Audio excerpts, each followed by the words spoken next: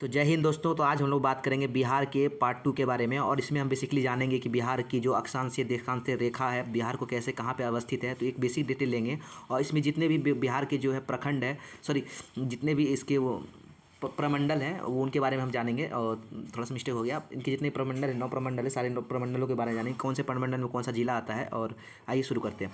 सबसे पहले गाइस, बिहार जो है, बिहार के उत्तर में नेपाल है, मैंने आपको बता चुका है, उत्तर में नेपाल है इसका, ठीक है।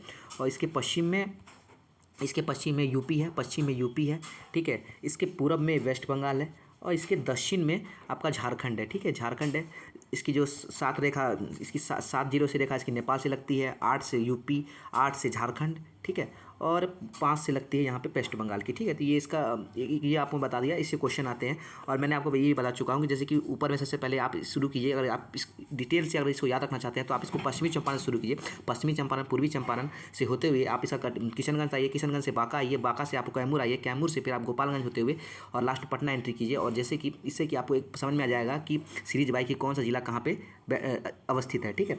तो अब हम लोग थोड़ा जान लेते हैं। देखिए, बिहार का जो अक्षांशीय रेखा है, इसकी अक्षांश रेखा जो है वह है इसकी 24.2010, ऐसे आप याद रख लो तो आपको याद हो जाएगा। 2 यानी कि 2010, और 27.31.15 इसकी जो है ये इसकी रेखा है, ठीक है।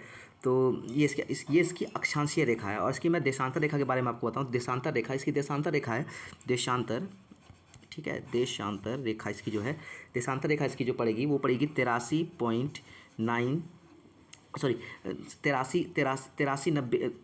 1950, ऐसे आप इसको याद रख सकते हैं ट्रिक वाइज, ठीक है। 19 मिनट 50 सेकेंड पे ये है।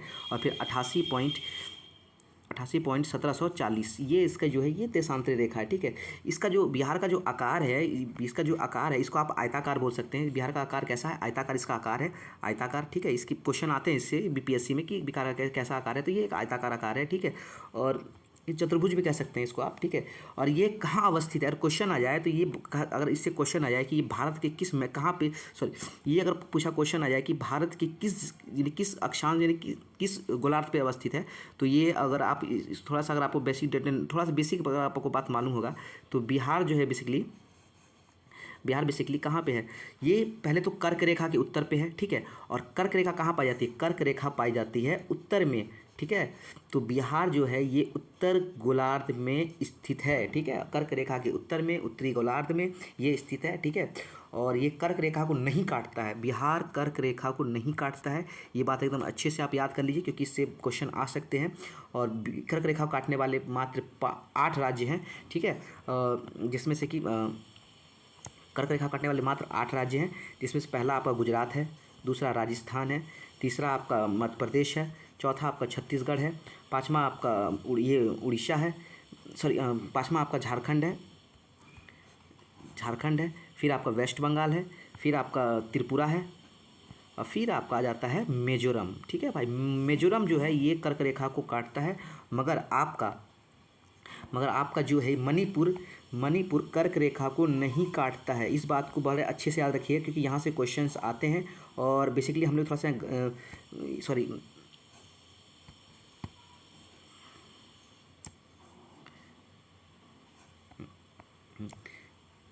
यहाँ मणिपुर कर्क रेखा को नहीं काटता है। और क्वेश्चन आता है कि कर्क रेखा के उत्तर में कौन सा राज्य है, तो अगर आपके पास ऑप्शन दिया होगा तो वहाँ बेसिकली जो ऑप्शन रहता है वो मणिपुर रहता है, तो आप वहाँ पे मणिपुर ही मारिएगा, ठीक है।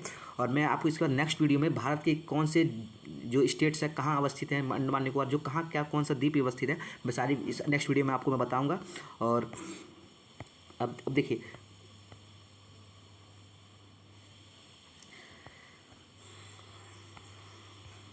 कहाँ गया, ठीक है भाई। तो आज के लिए इतना ही, और मैं नेक्स्ट पार्ट में आपको भारत के सारे स्टेट के बारे में बताऊंगा। तब तक के लिए जय हिंद, वंदे मातरम।